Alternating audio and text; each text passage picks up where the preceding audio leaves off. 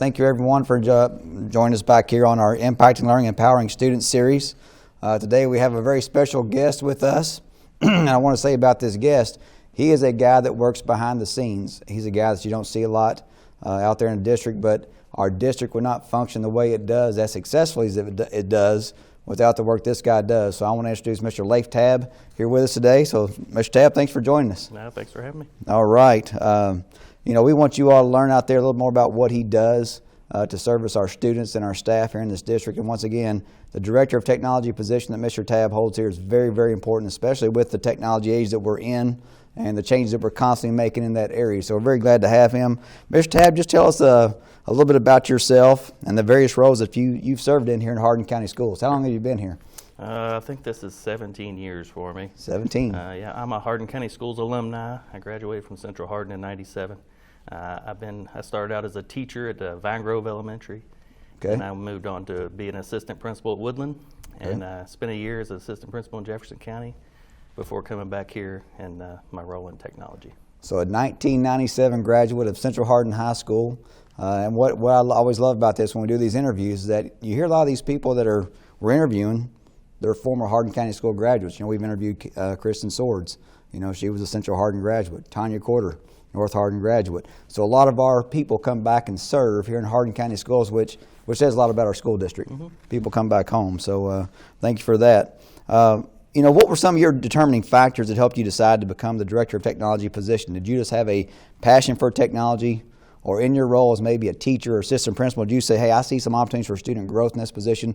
Why did you make that decision to jump from the teaching position to something like this? Kind of both of those reasons. I had an interest in it. And then, I could see in the classroom where we're heading, how the changes were coming. So I wanted to be involved with that. So, yeah. Well, talk about, your position, how it's evolved since taking this role. Now, when specifically did you take on this role? How many years ago? 2014 is when I started. So almost 7 years. Yeah. So just since you've taken over in the last 7 years, what would you say has been the biggest change that you've seen in your time in this position? Right about that time is when you saw Google get involved in education, and we moved a lot of stuff to the cloud. Students having, a huge access to storing data. We have the drive, where you have gigabytes of data where you can save. Things can be saved to the cloud. And then the move to Chromebooks. Chromebooks really was a game changer because their cost was a lot lower than laptops or iPads before. Right. And it really made a big difference in how schools operate. So I would say that probably functionality as well. I remember there was one point in time where we said as a district, man, every kid needs an iPad. Mm-hmm. For every kid to be successful, if you have an iPad in a kid's hand, they have everything right there at the touch of their fingers. But really, like you said, with Google, with Chromebooks, really that became the better technology. Yeah, iPads were great, and they still have their place in our schools, but ultimately iPads are consumer devices that are great at home. But when you get in a school setting, you need to manage these devices, and iPads are they're difficult to manage. But Chromebooks make it to where we can, push things out from a district level. We can control things a lot easier on the management side, which makes it a big influence. With Chromebooks, we used to always talk about, man, come to our school and come see our computer lab. Yeah. We're building schools, we're renovating schools. Speaking as a former principal at Vine Grove, we were renovating that school, and one of the big deals was we had not just one computer lab, we had 2 computer labs. Mm-hmm. And now really computer labs are almost obsolete. They are. I mean, there's still a place probably in your high schools for some specialized stuff, like your business labs probably still need that. Your engineering labs still need some high-powered computers, but for the most part, yeah, they're going away. Yeah, obviously with the pandemic, we were forced to think, how we can reach students. How do we teach them with technology tools? What was your role in this process, and how did we bring learning to the homes of the students? So we talked about those Chromebooks. Mm-hmm. And the pandemic kind of forced teachers to think about things differently. What was your role in that process? One of the big things that came up was trying to get access to kids at home.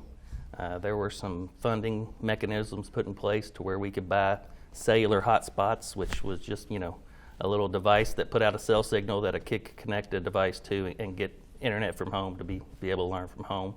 We got those out the best we could, and either through that or connecting families with resources available to get wired internet in their home. I think our family resource centers, family youth resource centers, really did a good job of identifying those families and getting them information. So that was a big part of what we did early on in the pandemic, was just getting devices out and getting families connected. Right. We also invested some money into, we couldn't always get a cell signal at schools or at families' homes. So we installed some outdoor wireless access at all our schools to where people could pull up in the parking lot if they needed to, download what they needed, and work on it from home offline. But yeah, we invested in that as well. So we offered opportunities at homes, outside of our school buildings, and that was new to us. Yeah. We didn't really have that capability, or didn't think about it until the Right. pandemic came along. Right. And now we're, just progressing. So once again, for those of you out there listening today with this Impacting Learning, Empowering Students session, that's what I'm talking about, Mr. Tabb. He does so much behind the scenes to help your students prepare for learning, especially with non-traditional instruction that we have to do here periodically during, weather, potentially COVID still. A lot of that's the work that he led, so we really appreciate what he's done with that. In Hardin County Schools, here's the big discussion we're having is, you hear that one-to-one initiative, and you hear about with technology and, what's our plan for sustaining that initiative. So let's let our parents hear out there about what our goal is to say, computer labs really aren't as existent as much anymore. We use Chromebooks. Now we have these hot spots. We have opportunities for students to learn virtually if needed. But talking about just good instruction, what's our one-to-one initiative here in Hardin County Schools, and what's our plan monetarily and from a physical perspective of having one for every kid? Yeah, I mean, right now we have one for every third grade through senior. Right now? Right now we do. And when we did that this past summer, we got through these federal funds that are coming down. We bought 3,500 Chromebooks last year to fill those gaps. We hired some students to help push those out in the schools this summer. It was a big undertaking, and the plan is going forward is to add that many about every summer. You have to do that just to maintain what you have, because Chromebooks, while they're a great device and they're cheap, but they have a shelf life. They'll only be supported up to 5 years after manufacturing date, and then Google doesn't really update them anymore, Gotcha. which kind of stinks. But that's the way it is. So basically, you have a 5-year shelf life for a device. So the plan going forward is to hopefully we can get into a situation where we can replace a fifth of our stock every year. And Wow. you have to, if you want to have a one-to-one initiative, you have to keep that going. It doesn't just, we can't just say, hey, we got a one-to-one. No, we don't have to invest any more money into it. It's a continuing, ongoing investment. So we could be looking at purchasing 3,500 Chromebooks a year potentially, or about that number. Yeah, from here on. From here on. So it's a commitment financially. Right. That's something we have to find the funding for after all these federal funds kind of go away, because they're not going to be here forever. That's right. So we have to figure out how we're going to maintain this. Well, thanks for helping us understand that. It's very important, and I realize for parents out there listening today, some schools allow their kids to bring these Chromebooks home. Right. Some of them kind of hold them back in the Right. schools, don't maybe not provide the homework in that way. So that's the students have to learn to respect the technology and take care of it. So, Yeah. especially when we're spending that kind of money. Well, let's talk about this. This is what we really talk about on this show. And the last few questions here is, what's the impact on teaching and learning? This is I always say good instruction is good instruction. Great teachers are great teachers. They understand best practice instruction. They understand good questioning. They understand good engagement. They understand how to force kids to think. Something we never want to go away from. Right. Just because you have a computer in your hand doesn't mean we stop kids from questioning, from thinking, from engaging, and all those things that good instruction is.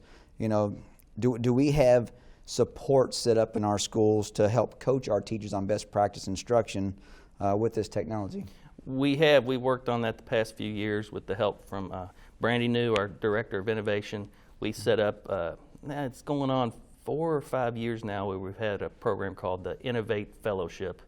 And we started out with just designating one teacher in each building that we would pull out, train up on those initiatives, and they could go back and lead those initiatives in their building. And we've been able to do that now for quite a few years, and we've turned over some people to where we've been able to add more people to that program.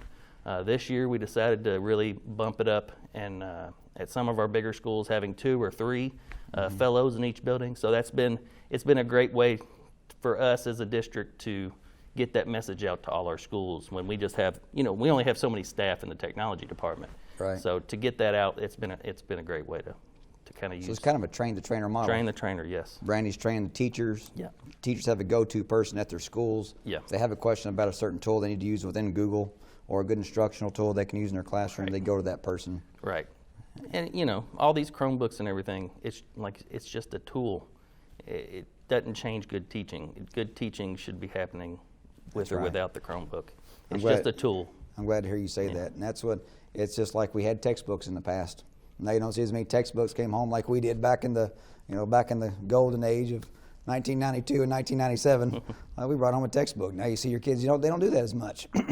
But if they bring home that Chromebook, we want to know appropriate use of how to use it and the best assignments to put on it. So thank you for that coaching opportunity. Brandy is doing a great job. Mm-hmm. Brandy's been on the show before, our Director of Innovation, so they kind of know what she does. But I know you kind of help guide us all with the planning of all this, and that kind of gets overlooked. With our instructional practices, what will our students be experiencing in the coming years? Where do you see this heading potentially? Like you said, textbooks are going away. All your information is going to be on the device. Finding out a way of blending that face-to-face instruction with the devices, finding the best practices for that, honing that instruction to best use these tools, I think is where we're headed. So I guess that's why Brandy talks about that blending learning model all the time. It's and big. How we can coach that. Let's talk about funding. I always want people to know about funding, and let's talk about CHETS funding and how does that impact opportunities for our schools? We have all this currently, some of these federal dollars, these ESSER funds, we're purchasing all these Chromebooks, but soon that will go away. But CHETS money is kind of that consistent monies that schools get a little bit. Tell us how that works. CHETS money, it comes from KDE. It's KDE's ERate funding. We get ERate funding as a district. The state gets ERate funding. It's a federal program.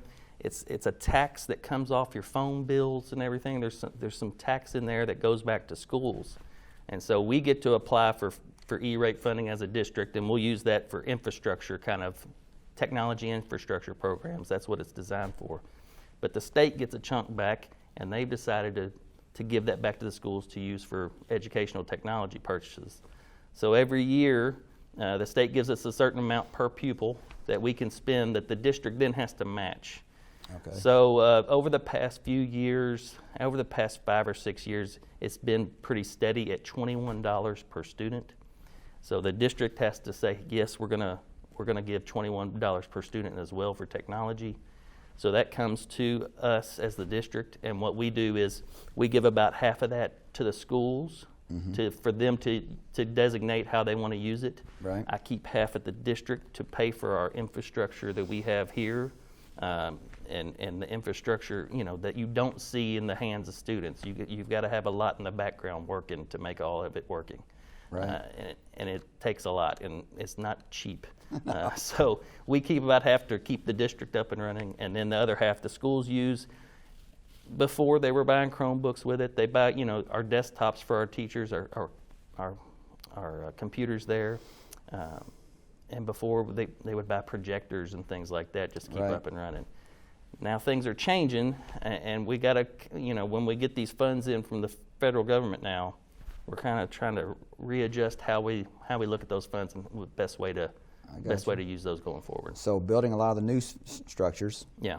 Let's talk about the new Lincoln Trail, the new East Hardin, the renovation's going to be going on at Central Hardin. What type of technology? We understand the Chromebooks now, but what are some of the new technology you're putting up on the walls in the classroom? Are we doing the projectors and smart boards, or are we changing from that? We have moved on from that. We are using interactive panels now, and we've done that since Cecilia Valley. No more projector. It's just basically a large touchscreen TV on the wall. And it basically is really, that kind of undersells it. Most of them now, it's basically like a huge tablet up on the wall, because it has a built-in most of them have a built-in Android computer in them. So you could use it without using your computer, or you can connect it to your computer. Right. So actually, in some of our federal funds this year, we're trying to phase through and put all these panels in all of our schools over the next 3 years. And we just finished up last month 7 schools just got those panels, and I'm going to do 7 more hopefully this summer. So even schools that aren't going through a renovation Right, yes. or building new, we're getting this interactive technology out into those schools and doing away with the projectors as well. Yeah, and our projectors were aging, and we spend a lot of money every year on bulbs. You'd be shocked how much we spend on bulbs for projectors. It's expensive, and a lot of the ones we have are just aging out, and it was time to replace those. So this was actually good timing that we're get these funds and get to put these panels in, because that's the next step in that kind of technology. Well, I like to hear you say that, because it's equity for our schools. It's equity for our students. Yeah. Every kid's getting the same opportunities with the technology, with the one-to-one, with the Chromebooks, with these interactive panels in their classrooms. You don't have to have a new school to get this technology. You're doing a great job making sure every kid has access. So thank you for that. That's huge. Another question, you don't do this by yourself. There's a great team of people you rely on here. And who are some of those team members, and what do they do for the district? Like I said, luckily I have a good group around me. We have 3 network admins that work here in my office: Steve Boone, Tim Calvert, and Michael Arnold. They run the behind the scenes, keeps the network up and running. They stay very busy. You think of technology, you don't realize that we have to deal with 1,000 cameras in the district. We have to deal with all the phone systems.